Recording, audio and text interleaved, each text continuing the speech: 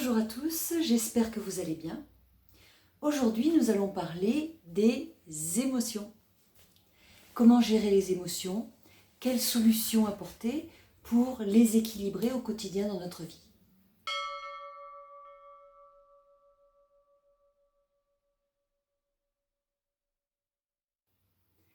Donc c'est important de se laisser traverser par les émotions puisque c'est très sain justement de ressentir différents états émotionnels. Pourquoi? Parce que ça veut dire que votre corps évacue des tensions, évacue des malaises, évacue des frustrations. Il ne faut pas les refouler, il n'y a rien de pire que d'essayer d'étouffer sa peine, que d'essayer de retenir, de contenir sa colère, parce que du coup elle ne va pas pouvoir s'extérioriser, et qu'est-ce qui va se passer? Elle va plutôt exploser de l'intérieur, si je puis dire. Et c'est là que la maladie ou la pathologie peut commencer à prendre toute sa dimension. Pourquoi? Parce que si on n'évacue pas un trop-plein de stress, si on ne trouve pas un moyen d'exprimer quelque chose qui nous a justement dérangé, eh bien c'est là qu'on ne va pas être bien. Donc il vaut mieux laisser sortir une colère plutôt que de la retenir. De la même manière, on peut ressentir une émotion passagère, c'est-à-dire que pendant quelques jours ou même pourquoi pas quelques semaines, on va être triste, par exemple parce qu'on a vécu un événement vraiment marquant dans sa vie. Donc c'est sain de laisser sortir des pleurs, c'est sain de laisser sortir sa peine, mais il ne faut pas que ça dure au-delà de 3 à 6 mois, parce que là, ça peut vraiment devenir problématique. Ça veut dire que c'est un état de déséquilibre profond qui s'installe en vous. Et là, ça va commencer à, à s'inscrire dans un comportement. On peut être stressé, oui, mais pas tout le temps. On peut être en colère contre quelqu'un ou contre quelque chose, une situation, oui, mais pas constamment. Sinon, qu'est-ce qui va se passer? Ça va vous ronger de l'intérieur, ça va commencer à vous travailler. Alors si on parle de ronger de l'intérieur, par exemple, pour un estomac, ça va être de créer un ulcère. On va se créer un ulcère. Si c'est excessif au niveau du foie, par exemple, on dit bien se faire de la bile. Faire de la bile, ça veut dire quoi? Ça veut dire que vous avez un foie qui va être hyperactif. Donc vous allez commencer à avoir des douleurs au niveau du ventre. Ensuite, si vous avez par exemple un problème au niveau du cœur, un mal-être excessif et un état émotionnel trop intense pendant trop longtemps, ça va peut-être pouvoir provoquer des problèmes cardiaques, des problèmes de circulation sanguine, puisque le cœur est relié aussi à la circulation du sang. Ensuite, ça peut créer également un état inflammatoire dans le corps. Ça peut créer, si c'est un état émotionnel de tristesse, une faiblesse au niveau des poumons, au niveau des bronches, problèmes respiratoires, voire plus grave. Si par exemple vous êtes dans une émotion d'angoisse ou de peur, d'insécurité, qu'est-ce qui va se passer? Si c'est un état qui est trop intense, trop fort, qui dure trop longtemps, vous pouvez vous retrouver à avoir des gros problèmes de dos, des problèmes de sciatique, des affections urinaires, tout ce qui peut toucher de près ou de loin l'organe des reins et de la vessie. Pourquoi il est si important de faire attention à ces émotions? Parce qu'il va y avoir des symptômes. Regardez votre corps, il vous envoie des petits signaux. Il va d'abord vous envoyer un petit signe de faiblesse, il va vous envoyer une fatigue, il va vous envoyer une douleur, un pincement. Et puis, si vous n'écoutez pas ces petits signaux du début, alors votre corps va essayer de vous signaler plus fort. Il va vous envoyer une maladie ou une blessure un peu plus grave. Si vous n'écoutez toujours pas, il va vous envoyer carrément de quoi être complètement immobilisé, coincé chez vous au lit, ou alors, voire plus grave, il va vous envoyer à l'hôpital, ou même déclencher une maladie très très grave, type cancer et autres. Bon, je veux culpabiliser personne, bien sûr c'est toujours plus facile à dire qu'à faire. Quand on est dans une situation compliquée, difficile, on est submergé quelquefois par tout un tas d'émotions qu'on n'arrive même pas à identifier nous-mêmes, tellement on est pris dans un tourbillon de sentiments. Mais déjà en prendre conscience, c'est le début du chemin. C'est déjà agir, prendre du recul. Alors bien sûr, je ne suis pas en train de vous dire que vous provoquez vos propres maladies. Hein, on ne choisit pas de tomber malade, bien sûr. C'est simplement que, en général, quand on regarde bien, quand les gens attrapent une pathologie, ils disent très souvent « Je sentais bien il y a quelques mois que j'avais des acidités, je sentais bien que je digérais pas bien, je sentais bien que dans mon dos il y avait une douleur, il y avait quelque chose qui n'allait pas, je voyais bien que j'avais un problème. Seulement, j'ai continué, j'ai fait la sourde oreille, et mon corps a frappé plus fort, jusqu'à ce que je l'entende, vraiment. On fait la sourde oreille, pourquoi? Parce qu'on est trop occupé, on n'a pas le temps. On se dit, bon, bah, de toute façon, ça va passer, c'est un mauvais moment, c'est pas grave, je verrai plus tard. On passe à côté. Au cours de mes ateliers, j'ai souvent entendu des personnes me dire mais vous, finalement, vous devez être zen tout le temps, donc tout doit bien aller dans votre vie. Comme tout le monde, je ressens des émotions. Comme tout le monde, j'ai des moments d'énervement, d'agacement, de colère, de tristesse, de peine. Je traverse tous les états émotionnels du commun des mortels. Être zen, selon moi, c'est essayer d'être dans un état de sérénité. Donc, ça ne veut pas dire n'avoir aucun problème. Ça veut dire tout simplement que oui, j'ai des problèmes, mais j'essaye de les gérer avec le moins d'impact possible sur ma santé, sur mon corps, sur mon esprit. Après, tout est une question de dosage, bien sûr. Il faut essayer que ça ne prenne pas non plus des proportions énormes. C'est en cela qu'on va essayer de gérer les émotions. Exprimer une tension, oui, mais il ne faut pas que la réaction soit disproportionnée par rapport à l'objet de la colère. Nous sommes tous des êtres d'émotion, de sensibilité. Simplement, nous ne réagissons pas de la même façon aux événements.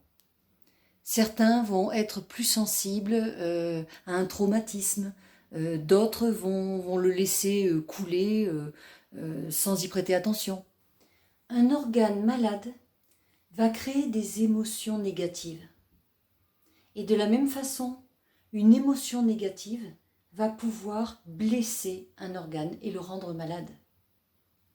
La stagnation d'énergie dans un organe va créer un blocage et va créer une pathologie si on n'y fait pas attention. Donc il ne faut pas la laisser s'installer. Donc il faut au maximum que l'organe puisse évacuer, puisse circuler, puisse se dégager.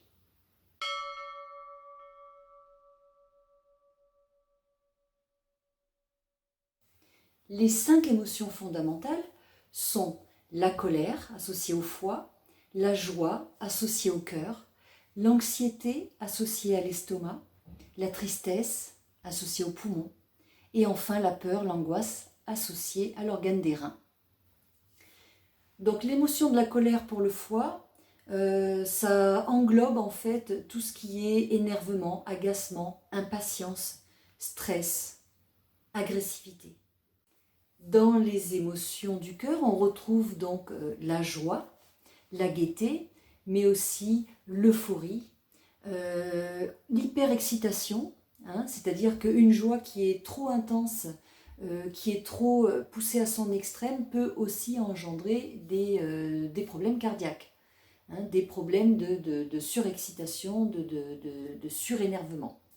Donc être joyeux c'est bien, mais être un peu trop surexcité trop longtemps, c'est pas forcément bon pour le cœur. Les émotions qui sont négatives au niveau de l'estomac, par déséquilibre de l'estomac, ça va être par exemple les ruminations.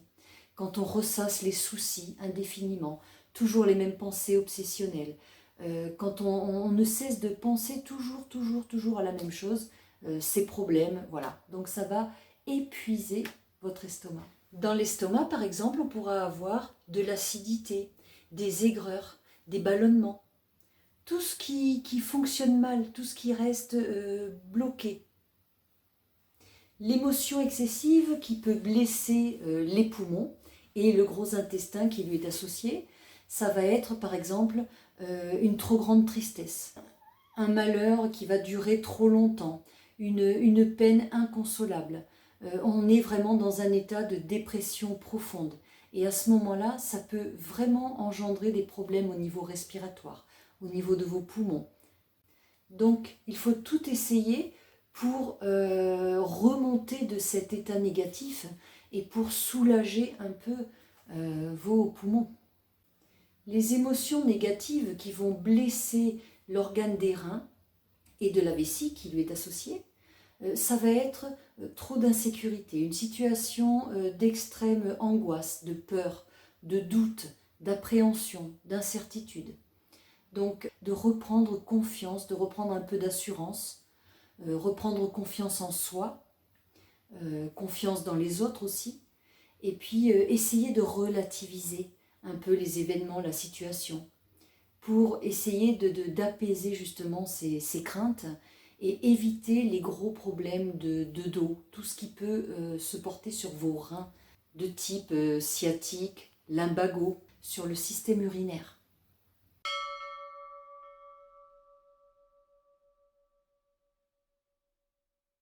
Quelles sont les solutions pour essayer de gérer au mieux nos émotions? Alors la première solution déjà c'est d'en prendre conscience. C'est la pleine conscience. Déjà essayer de se rendre compte de ce qu'il se passe, de ce que l'on vit, essayer de mettre des mots sur ce qu'on ressent. Alors moi ce que je peux vous conseiller par exemple c'est de l'écrire. Si vous avez du mal à dire, si vous avez du mal à parler, à exprimer ce que vous ressentez, pour vous en débarrasser vous pouvez l'écrire. Je pense en particulier le soir avant de se coucher.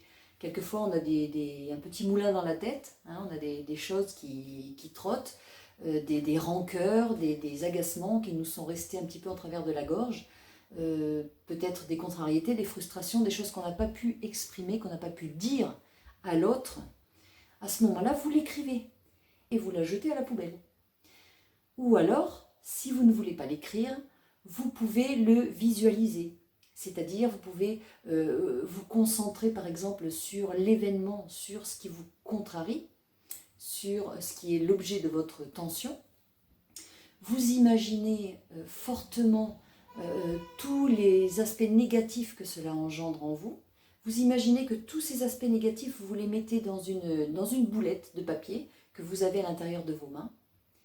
Et puis une fois que vous avez bien tout visualisé, imaginez simplement que vous les jetez loin de vous, vous prenez du recul, vous vous en débarrassez. On peut imaginer aussi par exemple qu'on prend un problème, on visualise un problème comme si c'était, je ne sais pas moi, un tas de chiffons, et puis on imagine que ce problème, on le met par terre, on le piétine et on le réduit à néant. Donc ça, ce sont des exercices de visualisation mentale qu'on utilise beaucoup, par exemple en sophrologie, pour essayer justement d'évacuer le négatif. Il y a aussi la méditation. Donc cette fois-ci, on va se positionner avec les mains sur le bas du ventre. On va essayer de respirer tranquillement. On va essayer de faire le calme à l'intérieur de soi, de prendre conscience de tout ce qu'on ressent. À quel niveau ça se situe dans notre corps? Est-ce que c'est quelque chose que je ressens au niveau de la poitrine, au niveau du ventre, au niveau de la tête, au niveau du dos? Où se situent les crispations? Comment je somatise avec mon corps par rapport à cette tension? Et puis, j'essaye d'ordonner à mon corps le relâchement. J'essaye de décontracter toutes les zones du corps qui sont concernées par cette émotion désagréable. On peut aussi s'entraîner à la pensée positive. Mais la pensée positive ne doit pas être le fait de nier les problèmes, de nier ce qui ne va pas. C'est-à-dire que si on voit qu'on a un problème quelconque et qu'on décide de complètement faire abstraction de ce problème, Ça ne va pas résoudre le problème. D'accord? Donc c'est pas parce que je vais dire bon, je vais bien, tout va bien, que le problème va disparaître. Par contre, je peux essayer d'avoir une meilleure approche pour affronter ce problème. Je ne le nie pas. J'essaye simplement de l'aborder d'une autre façon, d'avoir un autre regard, une autre attitude, de me laisser moins impacter par cet événement. Les Chinois disent dans un dicton, ce ne sont pas tant les choses qui nous atteignent qui sont importantes, c'est la façon dont vous vous laissez atteindre. Ensuite, comme solution, je peux avoir un exercice de respiration. Vous avez peut-être entendu parler du fameux inspire du positif, expire le négatif. Donc, je vais également poser les mains sur le bas du ventre. Et puis, je vais inspirer profondément, décontracter, en imaginant que des sensations agréables, positives montent en moi, avec un sourire intérieur pour me détendre, pour m'ouvrir, prendre de la distance, du recul. Et je vais souffler le négatif. Je souffle toutes les contrariétés, tout ce que je ne veux plus, tout ce dont je veux me débarrasser.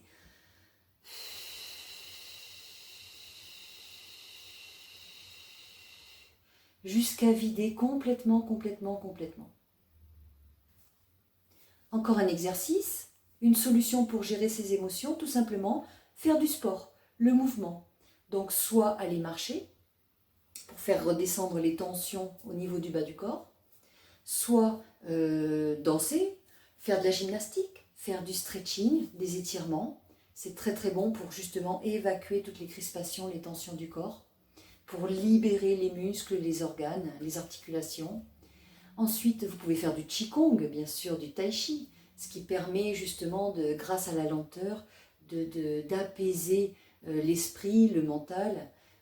En Qigong, on va faire par exemple des exercices pour soulager l'estomac, des exercices de massage vibratoire, ou bien des exercices de mouvement continu qui vont permettre d'évacuer justement, de nettoyer les organes. Ensuite, il y a les automassages ou les massages. Donc, tout simplement, si vous sentez que vous avez des émotions, des tensions qui ont tendance vraiment à crisper tout votre corps, eh bien, vous essayez de masser la zone qui est crispée pour l'assouplir, pour la libérer, la dégager. Il y a aussi tout ce qui est pour le massage à base d'huile, de crème décontractantes qui iront avec les massages. Donc ça peut justement vous aider à prendre un temps pour vous et à poser un peu vos tensions. Vous avez aussi les huiles essentielles. Vous pouvez faire de l'aromathérapie. Ça marche très très bien. Il y a la pharmacopée. Donc la pharmacopée, c'est quoi? Vous pouvez avoir bien sûr quelques médicaments qui peuvent vous aider à vous détendre au niveau émotionnel, au niveau anxiété, au niveau stress. Ensuite, vous pouvez avoir aussi tout ce qui est à base de plantes, naturopathie, homéopathie.